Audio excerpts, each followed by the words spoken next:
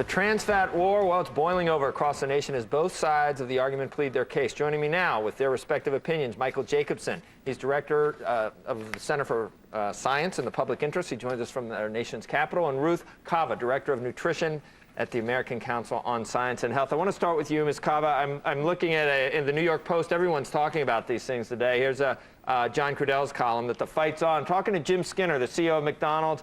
I guess Mr. Crudell got Mr. Skinner to say, yes, that this is really a product of the media that's being blown totally out of proportion. Is that your take?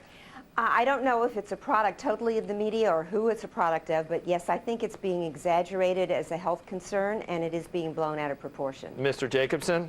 Well, that's ridiculous. The World Health Organization, the American Heart Association, the Institute of Medicine all say consume little or no artificial trans fat.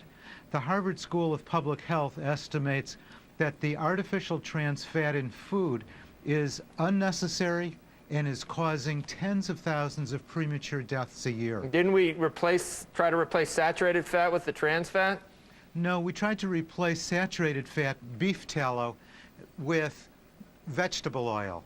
But some companies switched to partially hydrogenated oil, and some, like Crisco, has been in our food supply for 100 years.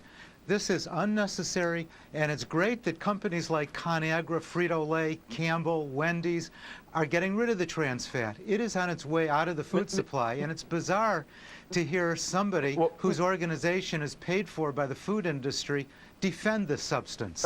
Ms. Kava, respond to that. I know 70% of your funding, I guess, comes from private corporations, and some obviously have an axe to grind in this. Does that influence your No, it really work? doesn't. We're not being paid by anyone. We have our position based on science, and while it's true that we sometimes hold positions that are congruent with those of industry, we don't take our cue from them. Is there a direct link from trans fats right to heart attacks, Ms. No, Kava? there really isn't. And as Dr. Jacobson said earlier, the estimates of how many deaths trans fats cause are simply that, an estimate. We don't have any direct proof that if we took all the trans fats, all the artificially hydrogenated oils out of our food supply, that would result in a decrease in heart disease. In fact, over the last, say, 50 years, even as trans fats' presence in the food supply has increased, we've actually seen a sharp decrease in the rate of heart disease. And that's because a lot of other factors have changed. Yeah. People are smoking less. Yeah. People are taking medications that can help lower blood cholesterol. So that's why I say that this is an exaggerated fear. There are other things that people should be paying attention to. It's hard to have a direct link, Mr. Jacobson. Let's say I have McDonald's fries once a month and I run and do everything else. Should the government be precluding me from having the fries that taste a certain way? Well, they'll taste just the same when they get rid of the partially hydrogenated oil. I talk to people, they say that they don't, and they have trouble coming up with formulations that it tastes dry. It doesn't. They're doing it. McDonald's is actually testing French fries without partially hydrogenated oil, the source of trans fat.